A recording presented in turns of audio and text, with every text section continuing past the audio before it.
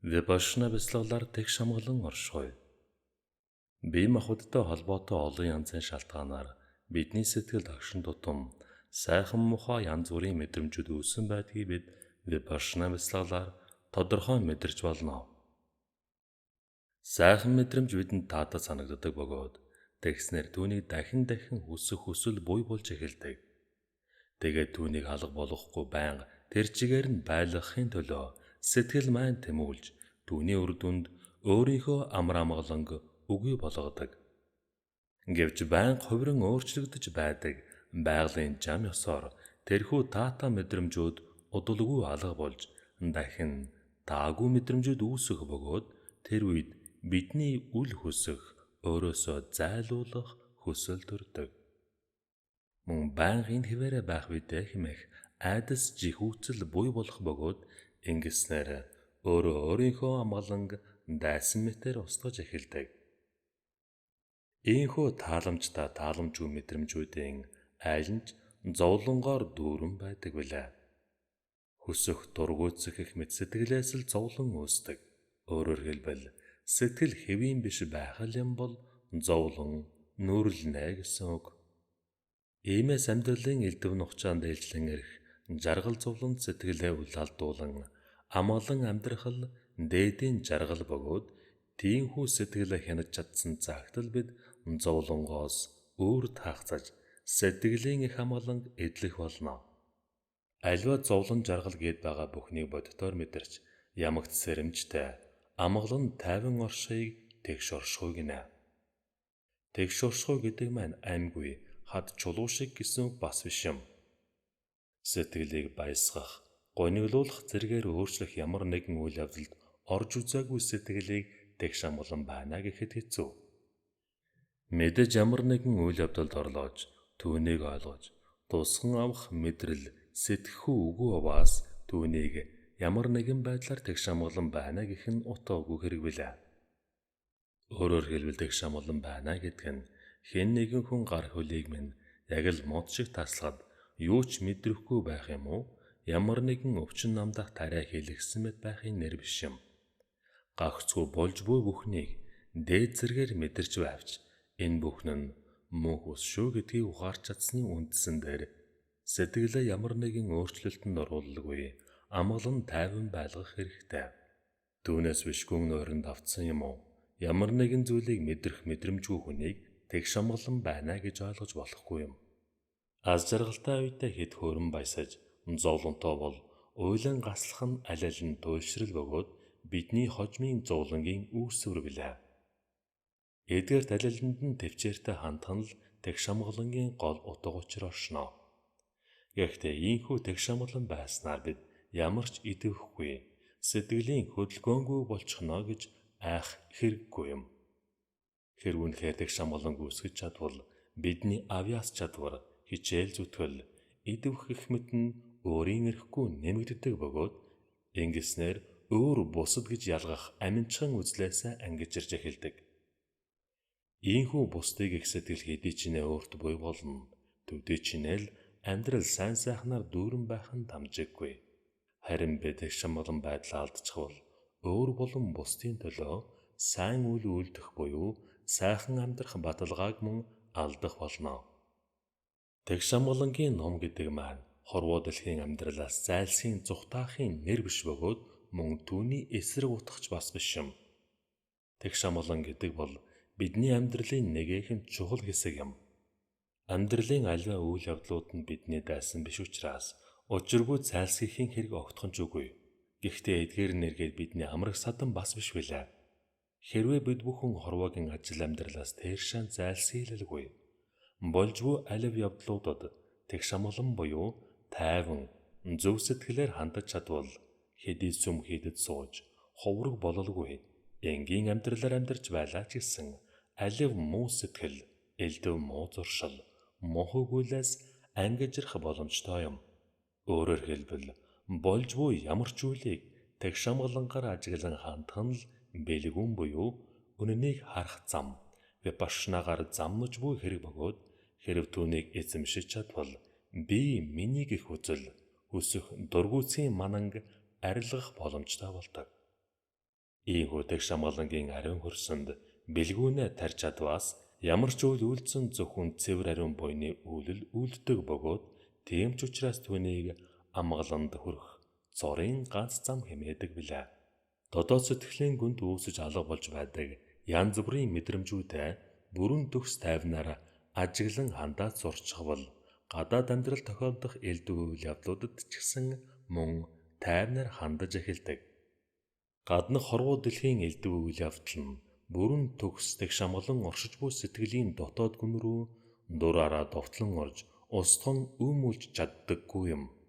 Хэрв сэтгэлийн гүнд тайван аваас амьдралын нухчаанд тохиолдох баяр хүнийг, өшөө хорсол, хайрнарл, атаа жөтөний айлнандж сэтгэл үл хувиран ямагт нэг хэвээр байж чаддаг билээ.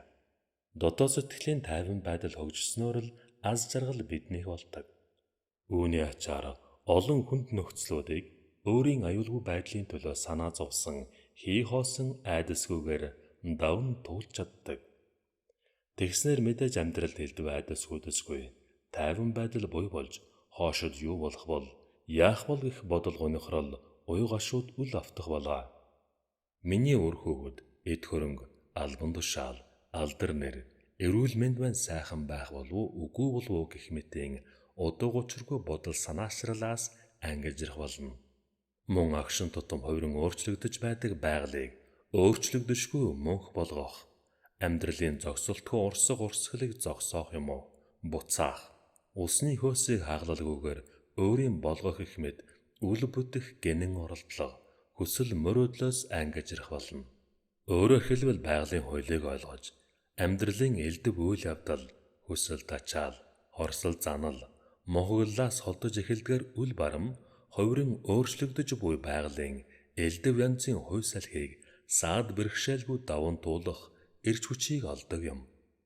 Ингэснээр амьдралынхаа явцад олон үеийг үлдвж, тэр бүхний элдв янзын үр дүнд нь сэтгэлээ үл хувирган, ажил амьдралын их амжилтанд хүрч эхэлдэг. Энэ бол тэгш амгалангийн зөв үр дүн билээ. Сэтгэлийн тэгш амгалан хэдий ч нэ хүчрхэгжин, төдий ч нэ бие хэл сэтгэлийн ариусл буй болж эхэлдэг. Тэгснээр амьдрал өөрийн эрэхгүй сайн сайхнаар бялгаж эхэлдэг юм. Зүрх цөс, уушиг гэх мэтийн хэвийн ажиллагаа дутагдж эхэлбэл бие өвчлөдөг бөгөөд яг түүн шиг бие хэлний болон сэтгэлийн үйл ямар нэгэн хэмжээгээр өөрчлөгдөж, муугар эргэх хэлэн бол амьдралж мөн ерөнхийдөө дороотлыг авчирдаг. Сэтгэлдээ нэг зүйлийг бодож байвч, ярихдаа түүнээсээ өөр зүйлийг ярьж, хийхийн цагт түүнээсээ бүр огт өөр зүйл үйлдэх зэргээр амьдрал ямар нэгэн тодорхой нэгдмэл зорилгогүй, уялдаагүй байхаваас амьдрал гарцаагүй доройтох болно. Хөгжимчин хүний эвсэг гарын аясаар урсан гарах уянгалаг аюулгүй бидний сэтгэлийг тайвшруулж, баяслыг төрүүлдэг шиг, бие хэл сэтгэлийн эвсэг нэгдсэн нэгдмэл зорилго үйл ажиллагаа нь төдий ч нэ сэтгэлийн тэгш амгалан гүйсгэж баяр баясгалантай болгодог. Тэгснэр бид сэтгэлийн амар амгалан ихэд эдлэх бөгөөд тэрхүү амар амгалан баяр баясгалан бусдад баяр хөөр аз жаргалаас өөр юу ч бэлгэлэхгүй билээ. Тийм учраас сэтгэлийн тэгш амгалан буюу сэтгэлийн гүндэх тайван байдлаа ямагт хамгаалж байх хэрэгтэй. Мэдээж сэтгэл тайван байдлаа алдчихвал зөвхөн сэтгэлдэж бус түүний үр дүн болох биеийн альва үйл ажиллагаанд ч олон төрлийн гаж үзэгдлүүд буй болж эхэлдэг. Бүрэн төгс тэгш амгалан байж л хүн дээдийн амгалан эдэлж чаддаг юм а. Учир нь тийхүү амьдрч чадсанаар альва бардамнал, аминчхан үзлүүд нь үгүй болж эхэлдэгт байгаа юм. Өөрөөр хэлбэл бардамнах, аминчхах үзлээс үүсэх элдв зовлон буюу би чи хэмээх дайсагнал, алагчлал, үзэн ядалт гэх мэт зовлон зүйлээс ангижрах үд хаалгыг нээдэг юм. Сэтгэл тэгш амгалан байх нь нийтж, өгөөмөр, альва юмыг олон талаас нь зөвөр эргцүүлэн бодох чадвар гэх мэт альва сайн сайхан бүхний уг үндэсэн билээ. Харин тэгш амгалан гүйцэж чадаагүй сэтгэл нь үзэн ядалт, атаархал, хэтэх хүсэл тачаал, мунхаг зэрэг муу мухаа бүхэн рүү хөдөлдөг байна. Үүний үр дүн зөвхөн өөрийгөө л гих аминчхан үзэлд автаж би яаж хэрхэн нирваанд хүрэх вэ? Бусад ах トゥ төрөл садан үр хүүхэд хэрхэн зовж байгаа болон ирээдүйд яах нь огт хамаагүй. Гол нь би хэмээн туйлширдаг. Мөн бас би болон миний ах дүү нар миний гих аминчхан сэтгэлж исэн туйлшрлын нөгөө хэсэгт хүргэж үнэнээ замаас хазаалгадаг юм. Хамгийн гол нь сэтгэлийн тэгшамгалан гэдэг маань бусдын төлөөх төв үзлийн төв зам билээ. Хүн гэдэг амьтан оймод хад цогоо шиг хөдөлгөөнгүй амьгүй зүйл биш болохоор насан туршдаа ямар нэгэн хэмжээгээр бусдад хайрцаж түүнд нөлөөлөгдөж байдаг билээ. Хүн өөрийгөө захирч сурахын тулд хэсэгхэн хугацаанд ганцаар амьдарч дотоод сэтгэлийн үйл явцыг мэдэрч ойлгох нь туйлын чухал байдаг юм. Тэгээд тийхүү өөрийнхөө хүчээр захирч ариусгасан сэтгэлээр энгийн амьдралд аз жаргалтай амьдарч сурахад л ариун ном буюу Бурхны айлдсан Дhammaгийн гол зорилго оршдог билээ. Би хэмээх үзэлд хэтэрхий автснаар бидний үзэл бодол, үйл ажиллагаа буруу зам руу эргэдэг. Гол нь үйлдэж буй үйлийнхээ талаар үнэн зөв эргэцүүлэлгүй болж эхэлдэг. Тэгснээр би одоо ямар байх нь зөвхөн миний урдын үйлээс л хамааралтай гэх бөгөөд үүнд өөр ямар ч зүйл хамаагүй хэмээн монхордог. Үнэн дээр бол бидний амьдралд хэдий өөрсдийн маань урдын үеийн үр нөлөөлдөг нь үнэн боловч бас тухайн цаг үе орчны нөлөөлөл зохих өөрөг гүйцэтгэнэ гэдгийг үгүйсгэх аргагүй. Бидний үеийн үр өөрсөнд маань ямагт нөлөөлж байдаг шиг эргэн тойрондоо байгаа өрөөл бусдад ч гэсэн нөлөөлж байдаг. Мөн ирээдүйд төрөх төрлөө сонгоход ч тэр үед бүрлдэж буй болох орчинд ч гэсэн тодорхой хэмжээгээр нөлөөлдөг. Бид одоо үйлдэж буй үйлийнхээ үрийг урдынх дээр байнга нэмэн арвижуулж байдгаас гадна өөртөө холбоотой бүх өндөж бас ямар нэгэн хэмжээгээр нөлөөлж байдаг. Хүний амьдрал хүн нийгэмд, нийгэм нь хүнд ямагт харилцан бие биедээ нөлөөлж шалтгаалцаж байдаг билээ. Иймээс хүн болон нийгмийн хооронд тэгшам болон эв нэгдлийг буй болгох нь ариун номын амар амгалангийн төлөөх зорилгын нэгэн хэсэг болж байдаг. Тэгшам болон хэдий ч нэ хөгжин, төдий ч нэ хүн өөрийнхөө биеийн хязгаарлагдмал хүлээнээс мултран гарч урагшлан алхдаг юм. Би хэмээх энэхүү явцсан үзэл нь миний гих аминчин үзлийг төрүүлдэг билээ. Гэвч аажимдаа энэхүү явцсан үзэл нь арилгал ёстой. Учир нь хэдийгээр би миний гих үүсэж хөгжиж байлаач түүнийгээ адилтгах, харьцуулах ухаарал буй болгооваас тэр нь аяндаа хязгаарлагдаж эхэлдэг. Хүн хэд бие хэмээн өөрийнхөө төлөөл үзэлд уягцаар байх юм бол түүний тулд хэнийг ч солиослохоос буцдаггүй. Хүний сэтгэлд өрөвдөж хайрлах сэтгэл өчүүхэн төдий боловч төрснөөр алив зүйлийг миний хэмээн өөртөө хамааруулан түүнд хорнолоо үзүүлэхэ болдог. Гэвч хэдий зөвхөн өөрийгөө хайрлах сэтгэлээс хагацвч эргээд бас миний хэмээн хязгаарлагдмал хайрын хүрээнд хязгаарлагдах болдог. Миний эхнэр, миний хүүхэд түүнээс ахилаа гэхэд миний ах дүү, төрөл садан, язгуур шашин, их орон гэх мэт явцсан хүрээнд л хязгаарлагдах болно. Хэрвээ сэтгэлийн тагшаамгалан бүрэн төгс хөгжүүлж чадвал эдгээр явцсан хүрээнээс мөн ангижирч чадна. Зөвхөн өөрт хамаатай хүний биш. Хамаг амьтны аз жаргалыг өөрийн аз жаргал хэмээн үздэг болж өөрийн сайн сайхны төлөө бусдын аз жаргалыг уландаа гიშгэлэн золиослох нь битгий хэл тийм бодож ч үл зүрхлэх болно. Хайр инрэл байсан цагт үзэн ядалт байх л болно. Хайр инрэл хэдий ч нэ хязгаарлагдмал явцуу байна. Үзэн ядалт төдий ч нэ өргөн хүрээтэй эрш хүчтэй байдаг. Нэг үгээр хэлбэл тэдний харьцаа алдагдсанаар би миний гих явцуу үзэл маань өөрийнхөө авран хамгаалагч болсон би биш, миний биш. Нийтийн хамаг амьтны гих үзлийн эсрэг зогсдог. Иймэрхүү байдал хэдий ч нэ үргэлжилнэ. Амьдралч мөн төдий хүртэл элдв нүгэл зовлонгоор дүүрэн байх болно. Ямар нэгэн зүйлийг үзэн ядах нь би миний гих үзлийг үүсгдэг бөгөөд би миний хэмээх аминчхан үзлэн эргээд бас үзэн ядалтыг үүсгэж байдаг. Өөрөөр хэлбэл би миний гих сэтгэлэн үзэн ядалтын үнэнч тослогч юм. Би миний хэмээх үзлээс болж хүсэл шунлын цаламд оосрлогдсон элдв хөрөнгө цуглуулдаг бөгөөд тэгснэр түүнийхээ төлөө бусдын эрх чөлөө нийгмийн хэвийн амьдрал өргүүлж хор нөлөө учруулж байдаг. Тэрхүү гүйцээж баршуух шунал хүслийнхээ хоронд ордож хязгааргүй эрх мэдэл, албан тушаал, язгуур ухсааны төлөө өхөн хатан зүтгэснээр ард түмний дунд баян хоосон дээд доод гих ялгаануудыг буй болгодог. Үнэн зөв замаас холдон хүн дээрч муу үзэл, явдал бүхий хүмүүсийг л дэмжин тэтгэж, бусдын эрх ашгийг умартан хохироож эхэлдэг. Энэ мэтээр нийгмийн бүхий л үе шатанд өөрийн муу нөлөөг тогтоож, эсэргүүцэн сөргөлдсөн хэнийг ч болов нухчин дарж, эрхшээлдээ оруулдаг. Энэ бүхний эцэст өөрийгөө ч өрөөл бусдыг зовлонд унагадаг бөгөөд энэ нь зөвхөн сэтгэлийн тагшамалан үгүйгээс үүдэлтэй юм. Хэрв өөрөө болон өрөөл бусдыг ялгааг арилгаан бүгдээрээ тэгш эрхтэйгээр амгалан амьдрах ёсыг буй болгож чадвал мэдээж дээрх үйлдэлүүдийг үлдэж чадахгүй нь ойлгомжтой. Хэрв худалдаачин хуурамч им холин зардаг бол мэдээж өөрийн өвчтөе хүүхдэд тэр хуурамч имээ өгч зүрхлэхгүй шүү дээ. Хэрв түүний сэтгэлд энэ мэтэр өөрийн ба бусдын гэсэн сэтгэл байгаагүйсэн бол тэрээр ийхүү өрөөлд хуурамч имийг зарж чадахгүй байсан л автаа. Мөн хэн нэгэн албан тушаалдан хэл хахуул авдаг байлаа гэхэд өөрийнхөө хүүхдээс хизээж авч чадахгүй. Ямар нэгэн тансаг эд зүйл өнгөн дуртай байлаа гэхэд өөрийнхөө хүүхдэд царай муутай, муухай гэж гольж хайж чадахгүй нь мэдээж.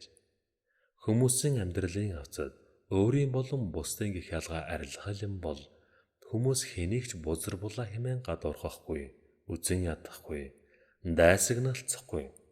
Бүгдээрээ эрх тэгш, амгалан тайван аж төрөх ёсыг буй болгох боломжтой юм. Эрх тэгш амьдрах ёс үнэн зөвөөр тогтсон тохиолдолд өөр болон бусад гих аминчхан ялгаа арилж эхэлдэг. Тэгснэр шунхаа бэртэгчин зан устж, тусч өгөөмөр, хэрцгий догшин зан арилж, өрөвч зөөлөн болох ба шудраг бусч ус арилж, шудраг ус тогтхолно. Мөн альва туйлшрал нь үгүй болж, зөв, төв үзэлт болох ба гутрангуй дорой үзэл, өөдрөг үзлэр солигддог юм. Өөрөөр хэлбэл альва ёс бус бүхэн ариун номын ёс журмаар өөрчлөгдөх болно. Өөрийн төлөө өрөөлийг золиослон, өөрийгөө ч өрөөлийг ч аимшигт зовлонд унгах муухайг аминж харгас үзэл. Ариун номын замаар замнан ай хаюулгүй амгалан амьдарч, бусдын зовлон жаргалыг өөрийнхөөсөө ялгалгүй үзэх ариун сэтгэл. Энэхүү хоёр эсрэг сэтгэл, үзэл бодлын хоорондын ялгаа нь сэтгэлийн тэгшамалан хөгжих гол нөхцөл үе шат болж байдаг. Тэгшамалан хэдий ч нэ хүчрэгэгжин, төдий ч нэ шудрагаас эргэтгш байдал, инэрл хайр, нинж үүсэн хүчрхэгжиж байдаг. Өөрөөр хэлбэл тэгшамалангийн номын цан чанар бид бүхнийг эзэмдэх болно. Түүний тул ямар нэгэн онцгой хүч, хөдөлмөр шаардлагагүй байдаг. Хэрв тэрхүү сайн чанаруудыг бий болохгүй байвал тэр нь ямар нэгэн хэмжээгээр буруу, дутуу зүйл байгааг илтгэж байгаа хэрэг билээ. Өөрөөр хэлбэл сэтгэлийг тэгшамгалан болгодог ариун номын нэрэн дээр ямар нэгэн худал хуурмаг төсөөлөл буй болсон байж болох юм. Иймээс энэ бүхнийг ямагт нэгт нямба цэгнэн үзэж байх нь чухал юм. Хэрвээ сэтгэлийн тэгшамгалан үнэхэр хүчрхэгжин хөгжих аваас хүн өөрийгөө зовоож байгаад ч гэсэн бусдын жаргалын үндэс нь болох ба үүнийгээ гадны ямар нэгэн шахалд нөлөөгүйгээр хийдэг. Лааны гол өөрөө шатдаг ч гэсэн бусдыг гэрэлтүүлж байдаг. Хүч өөрөө шатдаг ч гэсэн бусдад хариу үнрээ бэлгэлдэг. Зандан модны мөчөр ч гэсэн тасран унсан хойноо бусдад таашаал төрөлм анхлан үнрийг үүсгэсээр байдаг. Мөн жимсний мод ямар ч хариу нэхэлгүйгээр бусдад жимсээ өгсөөр л байдаг. Энэ бүхэн тэдний жинхэнэ мөн чанар билээ. Яг л үн шиг сэтгэлийн тэгшамалан жинхэнэ мөн чанараараа хөгжих юм бол бүхнийг амар амгалангийн зүг хөтлөх болно.